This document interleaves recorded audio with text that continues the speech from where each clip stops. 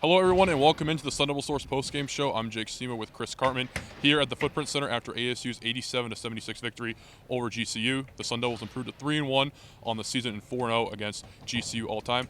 Chris, what were some of your initial takeaways from the game? Great environment. GCU obviously turns out quite well. ASU fans a little better than I expected coming down here. This is something I think should be like an every year sort of a thing between these two schools.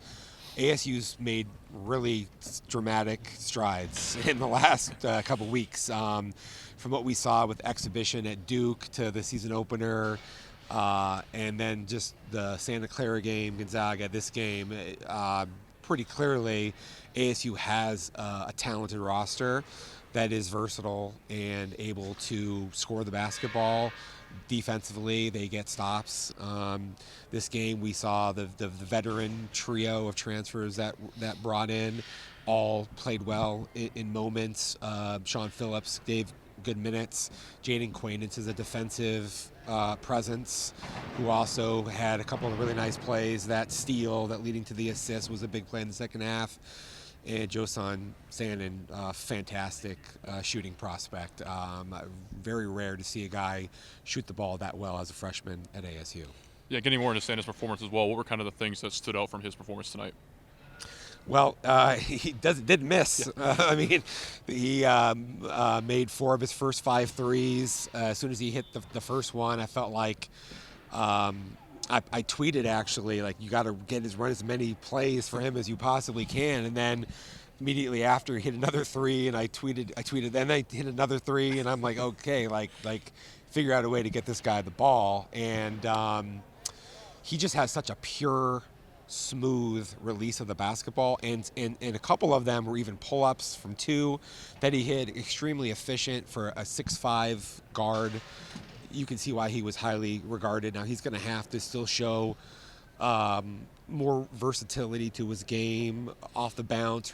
Bobby Hurley said after this game that he has that component to his game. He's going to have to, show that he's a defensive presence as well. But yeah, he's really talented. Next to him too is Mason too. He performed well tonight. What were kind of the things that stood out about his performance? Well, he has good court savvy.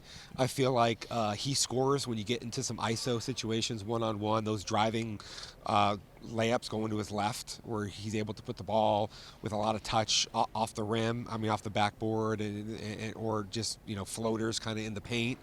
I think he's got a good court game about him. I think he had 5 assists, a couple turnovers, but he plays very much in control.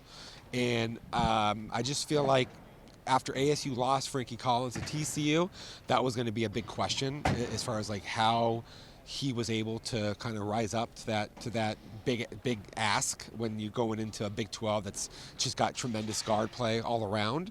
And so far, I feel like it's been a promising start. What have you seen from ASU's front court through these first 3 games, especially tonight against GCU? It seemed like Phillips came in and really had a strong performance early on.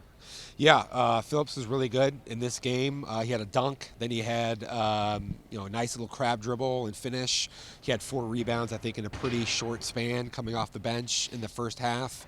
So he seems comfortable in his role right now. Bashir Jihad, I think, was a very good addition for ASU. A lot of these sort of mid-post and in short drives, and his ability to kind of score and do some things creatively.